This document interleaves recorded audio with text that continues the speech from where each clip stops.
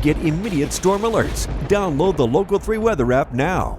So, sometimes when we book guests here on 3+U, it's all done via email very often, and you kind of have a chance to sort of get to know somebody through that email conversation. Then I look forward to getting to know them more once they are in studio, but not always do I have the chance to see just how lucky I am to be talking to these people. So I'm going to smile extra big this morning because Jessie Knowles is here with her fiance Jack Andaluz, and they are together bringing to Chattanooga for the first time in a number of years, right? Mm-hmm. Your one-woman show, Jessie, called Jessie's Messy Mind. So That's good to correct. see you. Thank you. The reason I'm so excited to talk to you is because some people might recognize your last name and think that they know your family, which Rex Knowles is her dad from Chattanooga State, and lots of other things, and your mom, Sherry.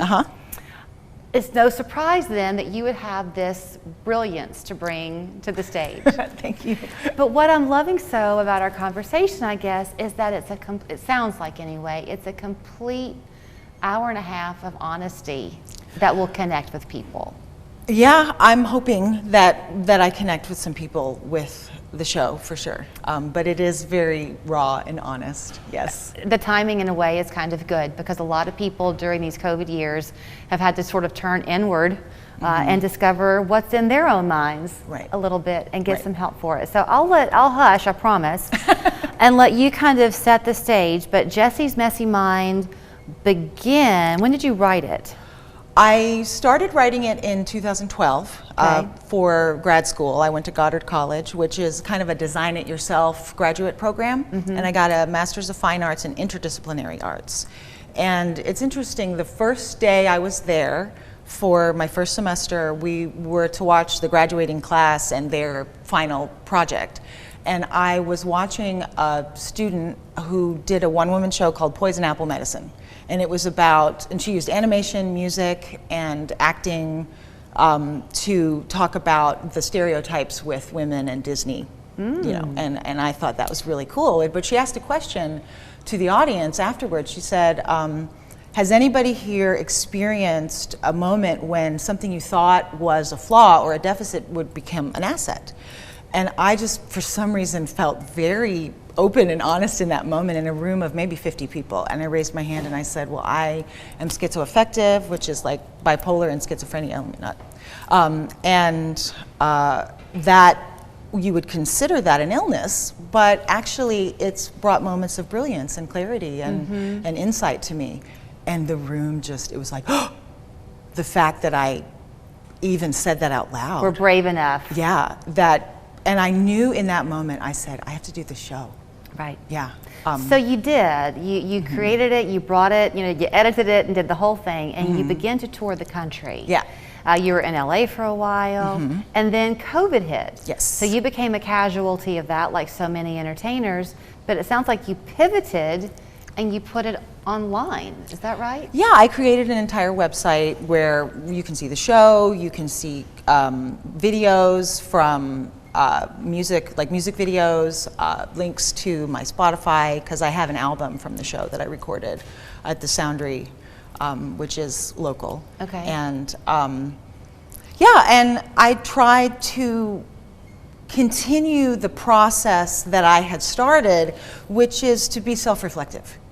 The writing of it was really a journey for me to say, what is my relationship to my own mental difference and to my own, what they consider illnesses or disorders. But as I was studying myself, I was able to recognize that I don't want to call it an illness anymore. Yes, because it's who you are. Right. There is, I'll kind of struggle my own way through with wording here a little bit because I think it's a conversation that we're getting more and more comfortable having, but we still stumble a little bit. So there was a time, I'm 52, where mental health, you didn't even know what that meant. Yeah. It was certainly not something that you talked about over a supper table all the time. Right. Then you have today's teenagers who, adults my age, will say it seems like all of them identify with it.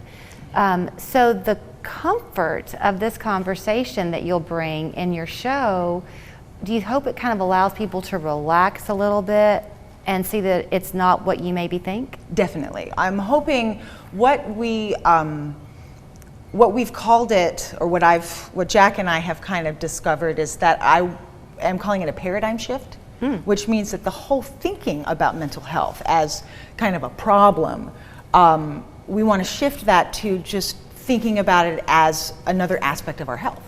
You know, to say, okay, sometimes I'm exhibiting symptoms and I need to take care of myself. It's not that I want to accept this label or this stigma or all this stuff. It's like everybody struggles. Everybody has something, good days and bad days, and to be able to be honest about that, to accept yourself for that, to not beat yourself up for that, to say, hey, my house is a mess today, and that's okay. Right. Right.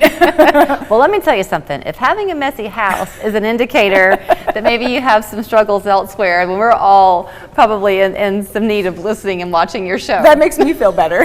So, Jack, I know that you and Jessie kind of reconnected a few years ago, but you made a comment to me that people might think that her messy mind can be a challenge, but that there's brilliance you see come out of it every day, beauty that comes out of it. Yeah, I mean, that's what's great about the play, is it shows that that it's not just a like you said, it's not a mental illness, it's a mental difference, and there's real positive things that come of these differences, and that's what's so beautiful about the play, is it shows how brilliant Jessie can be and how much her mind has influenced that.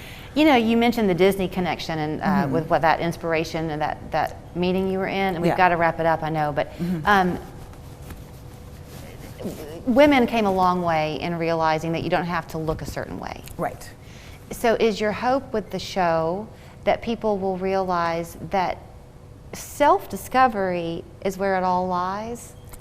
Absolutely. I think self-discovery, authenticity, being honest with yourself, being honest with others. I found in my tour that when I was able to observe myself and be self-aware in interactions and be honest with others, because so many people would come up to me after the show and say, oh wow, that really affected me, let's go out to dinner and be best friends, and I would say, wow, I have to just kind of open up to all these strangers, and that it was so much easier for me when I just was authentic and I said, this is who I am, I can recognize that, I can be real about that, and it's okay. Last question, when you began to take that approach, did some of your messy mind ways minimize? Definitely. Well, it became so much easier to recognize within myself, oh, I need to take a nap now. I need to have something to eat. I need to take my medicine, and rather than into being in denial. You were being you, as opposed to somebody you thought you had to be. Exactly. Okay, so we had so much time talking about the show and her backstory and all of that I forgot to go into some specifics about when it is. Okay. So put it back up again. It's the 19th, 20th, and 21st. Next Friday, yep. At the Seed Theater. The show starts at 7:30, and you can get your tickets. On the 21st, it's a matinee, so it's 2:30. Oh, see, we have a messy mind too. So the 21st is a matinee, but you can contact the Seed Theater to get your tickets. You can also go to messymindshow.com. That's correct. We hope that that's up and running as we're talking to you this morning, but if it's not, just write it on a piece of paper and get back to it. Give us a little bit of time. And watch for more to come from her, because I'm sure her creativity is just starting. Thank you so much. Thank you so much.